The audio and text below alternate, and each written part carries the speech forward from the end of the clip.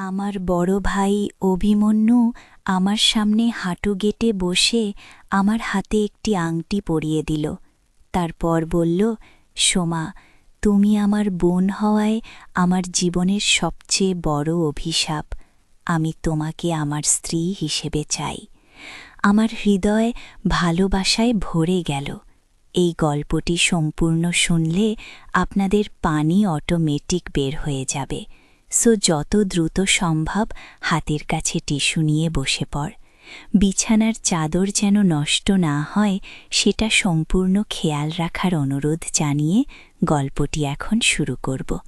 তার আগে সর্বশেষ অনুরোধ, দয়া করে এমন পানি বের করার গল্প নিয়মিত শুনতে আমাদের চ্যানেলটি সকলেই সাবস্ক্রাইব করুন। ধন্যবাদ। আমি অভিমন্যুর দিকে তাকিয়ে রইলাম। তার চোখে আমি দেখতে পাচ্ছি অবর্ণনীয় এক আবেগ। এই মানুষটি আমার বড় ভাই, আমার অভিভাবক, আমার সবচেয়ে বিশ্বস্ত বন্ধু। কিন্তু আজ সে আমার সামনে দাঁড়িয়ে আছে এক ভিন্ন রূপে, একজন প্রেমিক হিসেবে। অভিমন্যু, এটা সম্ভব নয়, আমি ফিসফিস করে বললাম। তুমি জানো আমরা কখনোই স্বামী স্ত্রী হতে পারব না। আগে অভিমন্যু আমার হাত নিজের বুকের ওপর রাখল। সোমা, আমি জানি এটা অন্যায়, এটা পাপ, কিন্তু কি করব? আমি পাগল হয়ে যাচ্ছি তোমাকে না পেয়ে। আমি রাতে ঘুমাতে পারি না, খেতে পারি না, কাজে মন বসে না। সব সময় তোমার মুখ ভাসে আমার চোখের সামনে। গিয়ে আমার মন বলছে না বলতে, কিন্তু আমার মুখ দিয়ে বেরিয়ে এলো, অভিমন্যু, আমিও তোমাকে ভালোবাসি, ভাই হিসেবে নয়, একজন পুরুষ হিসেবে। অভিমন্যুর চোখে আমি দেখলাম অবাক হওয়ার ভাব, তারপর উপর আনন্দের ঝলক। সোমা, তুমি কি সত্যি বলছ? তুমিও কি আমাকে ওই চোখে দেখো? আমি লজ্জায় চোখ নামিয়ে নিলাম। হ্যাঁ, বহুদিন ধরে, বোধহয় যখন থেকে আমি নিজেকে চিনি। তবে আমি জানতাম এটা অসম্ভব, তাই মনের মধ্যেই লুকিয়ে রেখেছিলাম। অভিমন্যু আমার হাত ধরে টানল। আমি তার কোলের ওপর বসে পড়লাম। সোমা, কেউ আমাদের বুঝবে না জানি, কিন্তু আমাদের হৃদয়ে জানে আমরা একে অপরকে ছাড়া অসম্পূর্ণ। আমি এতদিন তোমাকে আমার বোন ভেবে রক্ষা করেছি, এখন তোমাকে আমার প্রেমিকা হিসেবে চাই। অভিমন্যুর চোখ ছলছল করে উঠল। অভিমন্যু, এই ভালোবাসা আমাদের ধ্বংস করে দেবে। আমরা সমাজের চোখে ঘৃণিত হয়ে যাব। অভিমন্যু আমার চোখের জল মুছে দিল। সমাজ কি বোঝে সত্যিকারের ভালোবাসা কি? আমরা দুজন একে অপরকে পেলে পৃথিবীর সব কিছু হারাতে রাজি আছি। আমরা সমাজের নিয়ম মেনে জীবন কাটাতে পারি, কিন্তু হৃদয়ের কাছে মিথ্যা বলতে পারি না। আমি অভিমন্যুর বুকে মাথা রাখলাম। তার বুকের স্পন্দন আমাকে আশ্বস্ত করছে, যেন বলছে আমাদের ভালোবাসা অমর। আমি তোমার সাথে আছি। অভিমন্যু, যেখানেই যাও আমি যাব, যা বলো আমি করব। আমি শুধু তোমাকে চাই। অভিমন্যু আমার মাথায় হাত বুলাতে লাগলো। আমরা দূরে কোথাও চলে যাব, যেখানে কেউ আমাদের চিনবে না। সেখানে আমরা নতুন নাম নিয়ে নতুন জীবন শুরু করব। আমি আমার চোখের জল মুছলাম। তুমি কি সত্যি আমাকে নিয়ে যাবে? আমাদের পরিবারের সবাইকে ছেড়ে অভিমন্যু আমার মুখের কাছে মুখ নিয়ে এলো। হ্যাঁ সোমা, আমাদের পরিবার আমাদের বুঝবে না। আমার বাবা মা, তোমার বাবা মা, কেউই বুঝবে না। তারা আমাদের ভালোবাসাকে ঘৃণা করবে। আমাদের একসাথে থাকতে হলে সব কিছু ছেড়ে যেতে হবে। আমি ভয় পেলাম, কিন্তু অভিমন্যু, আমরা যাব কোথায়? আমাদের পরিচয় কি হবে? অভিমন্যু, আমার কপালে চুমু দিল। আমার কাছে অনেক টাকা আছে, আমরা দূরে কোথাও চলে যাব, অন্য শহরে, অন্য দেশে। সেখানে আমরা স্বামী স্ত্রী হয়ে থাকব, কেউ জানবে না আমরা ভাই বোন গো। আমি দুর্বলভাবে মাথা নাড়লাম। ঠিক আছে, কিন্তু আমাদের প্রস্তুতি নিতে হবে। আমি আমার জিনিসপত্র গুছাবো গো। না, অভিমন্যু আমাকে থামিয়ে দিল। কিছুই নেবে না, আমরা এখন যেভাবে আছি ঠিক এভাবেই চলে যাব, কোনো চিহ্ন রাখা যাবে না। সোমা, তুমি কি আমার জন্য সব কিছু ছাড়তে পারবে? বলো, তুমি কি আমার সাথে যাবে? আমি ভয়ে কাঁপছিলাম, কিন্তু অভিমন্যুর চোখে অপার ভালোবাসা দেখে সাহস পেলাম। হ্যাঁ, আমি যাব গো। অভিমন্যু আমার হাত ধরে টেনে তুলল। তাহলে চলো, এখনই আমার গাড়ি বাইরে অপেক্ষা করছে গিয়ে। এক্ষুনি আমি অবাক হয়ে তাকালাম। কিন্তু এখনই অভিমন্যু দ্বিবিধভাবে বলল, যদি আমরা অপেক্ষা করি তাহলে হয়তো মন বদলে যাবে, ভয় পেয়ে যাবে, আমাদের বিবেক আমাদের বাধা দেবে। চলো এখনই। আমি ধীরে ধীরে উঠে দাঁড়ালাম। অভিমন্যু আমার হাত ধরে টেনে নিয়ে চলল। আমরা বাড়ির পিছনের দরজা দিয়ে বেরিয়ে গেলাম। বাইরে রাত গভীর, চারদিকে নিস্তব্ধতা। দূরের শহরের আলো দেখা যাচ্ছে। অভিমন্যুর কালো গাড়ি দাঁড়িয়েছিল। আমরা গাড়িতে উঠে বসলাম। আমার হৃদয় ধুকভুক করছিল। আমি কি সঠিক সিদ্ধান্ত নিচ্ছি? আমি কি পাগল হয়ে গেছি? কিন্তু তখন আর ফেরার উপায় ছিল না। অভিমন্যু গাড়ি স্টার্ট দিল। আমরা রাতের অন্ধকারে বেরিয়ে পড়লাম। রাত্রির অন্ধকারে গাড়ি ছুটছিল। জানালা দিয়ে দেখছিলাম শহরের আলো ক্রমশ দূরে সরে যাচ্ছে। আমি আমার জীবনের সব কিছু পেছনে ফেলে এসেছি। আমার বাবা মা, আমার বন্ধুরা, আমার স্কুল, আমার স্মৃতি, সব কিছু। কোথায় যাচ্ছে আমরা? অভিমন্যুকে জিজ্ঞেস করলাম। অভিমন্যু গাড়ি চালাতে চালাতে বলল, প্রথমে আমরা কলকাতা যাব, তারপর নিউ জলপাইগুড়ি। সেখান থেকে আমরা সিকিম যাব, তারপর বিমানে চড়ে চলে যাব ভারতের বাইরে, হয়তো নেপালের কাঠমান্ডু, হয়তো থাইল্যান্ডের চিয়াংমাই, যেখানে কেউ আমাদের চিনবে না, যেখানে আমরা নিরাপদ থাকতে পারব। গো, আমার চোখ থেকে আবার জল নামল। অভিমন্যু আমাদের বাবা মাকে আমাদের খুঁজবে। অভিমন্যু বেপরভাবে হাসল। নিশ্চয়ই খুঁজবে, কিন্তু আমরা যেখানে যাচ্ছি সেখানে আমাদের খুঁজে পাবে না। আগে গাড়ি ছুটছিল। আমি জানালার দিকে তাকিয়েছিলাম। হঠাৎ করে অভিমন্যু গাড়ির গতি বাড়িয়ে দিল। আমি ভয় পেয়ে তার দিকে তাকালাম। অভিমন্যু, এত জোরে চালাচ্ছ কেন? অভিমন্যু উত্তর দিল না। হঠাৎ আমি পেছনে একটি লাল ও নীল আলো দেখতে পেলাম। পুলিশের গাড়ি। অভিমন্যু, পুলিশ! আমি চিৎকার করে উঠলাম। অভিমন্যু আরও জোরে গাড়ি চালাতে শুরু করল। ওরা আমাদের ধরতে পারবে না সোমা, আমি তোমাকে রক্ষা করব। ও গাড়ি এখন প্রায় উড়ে যাচ্ছিল। আমি ভয় পেয়ে চোখ বন্ধ করে ফেললাম। আমার মনে হচ্ছিল আমরা দুর্ঘটনায় পড়ব, কিন্তু অভিমন্যু থামল না। পুলিশের সাইরেন আরও জোরে বাজতে লাগল। অভিমন্যু, প্লিজ থামো, আমরা ধরা পড়ে যাব। আমি কাঁদতে কাঁদতে বললাম, না সোমা। অভিমন্যু প্রায় চিৎকার করে উঠল, ওরা যদি আমাদের ধরে আমাদের আর কখনো দেখা হবে না। তোমাকে আমি যে কোনো মূল্যে রক্ষা করব। হঠাৎ আমি দেখতে পেলাম সামনে একটা মোড় আসছে। অভিমন্যু গাড়ি ঘোরাতে গিয়ে নিয়ন্ত্রণ হারালো। গাড়ি রাস্তা থেকে ছিটকে বেরিয়ে একটা গভীর খাদের দিকে ধেয়ে যেতে লাগলো। অভিমন্যু, আমি চিৎকার করে উঠলাম। অভিমন্যু আমাকে জড়িয়ে ধরল। গাড়ি খাদের দিকে ছুটে চলল। আমি চোখ বন্ধ করে ফেললাম। একটা প্রচণ্ড শব্দ হলো। তারপর সব কিছু অন্ধকার হয়ে গেল। যখন আমার চোখ খুললাম আমি হাসপাতালে ছিলাম। আমার সারা শরীরে ব্যথা, আমার মাথায় ব্যান্ডেজ বাঁধা। আমার পাশে দাঁড়িয়েছিলেন আমার মা, চোখে জল। মাই, আমি ক্ষীণ কণ্ঠে ডাকলাম। সোমা মা ছুটে এসে আমাকে জড়িয়ে ধরলেন। তুই কি জানিস কত ভয় পেয়েছিলাম আমরা?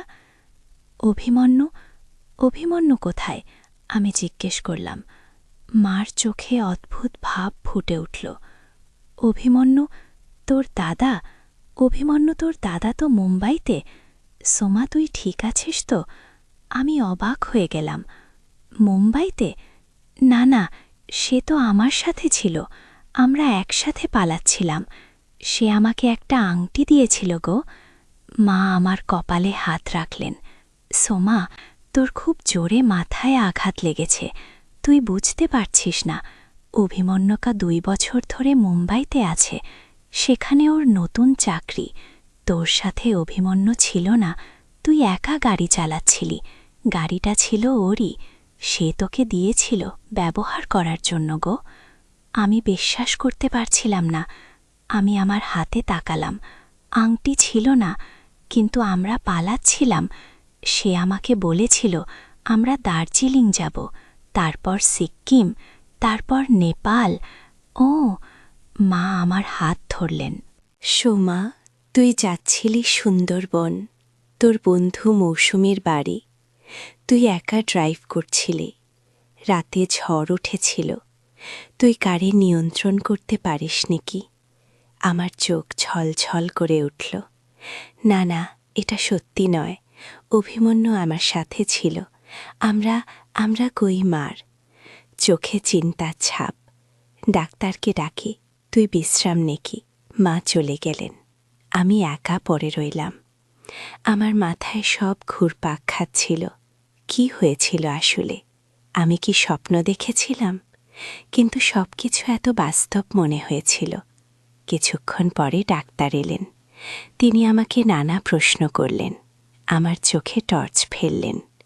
তারপর মাকে বললেন, কিছু চিন্তা নেই, মাথায় আঘাতের কারণে অস্থায়ী স্মৃতিভ্রম হয়েছে। এটা সাময়িক, ঠিক হয়ে যাবে গো।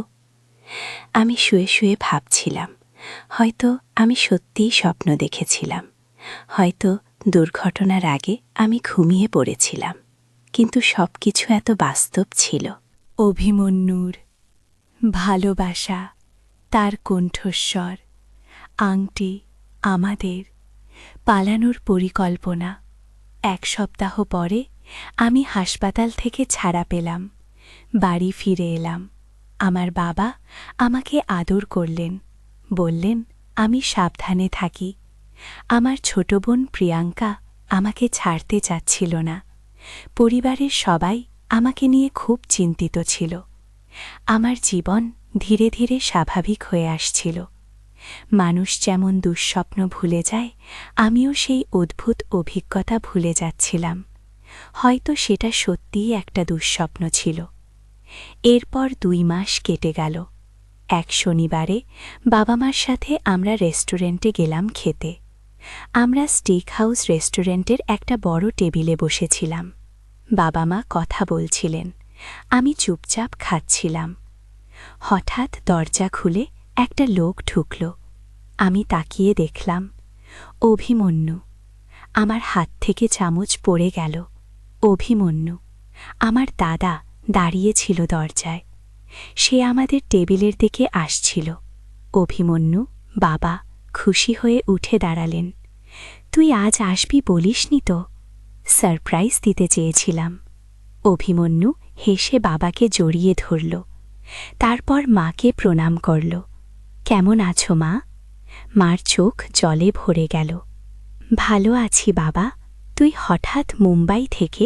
একটা ছুটি পেলাম, ভাবলাম বাড়ি ঘুরে যাই। সবাইকে দেখতে মন চাইছিল। অভিমন্যু চারপাশে তাকাল। সোমা কয় আমি অবাক হয়ে বসেছিলাম। সেই অভিমন্যু আমার বড় ভাই, যে আমাকে ভালোবাসার কথা বলেছিল, যে আমাকে নিয়ে পালিয়ে যেতে চেয়েছিল। সে আজ এত স্বাভাবিকভাবে এসে দাঁড়িয়েছে। সোমা, অভিমন্যু আমাকে দেখে হাত নাড়ল। আমি নীরবে তাকিয়ে রইলাম। সেই চোখগুলোতে কোনো আবেগ নেই, কোনো গভীর ভালোবাসা নেই, শুধু ভাইয়ের সহজ স্নেহ। সোমা, তুই ঠিক আছিস? অভিমন্যু আমার পাশে এসে বসল। আমি মাথা নাড়লাম। হ্যাঁ, ঠিক আছে।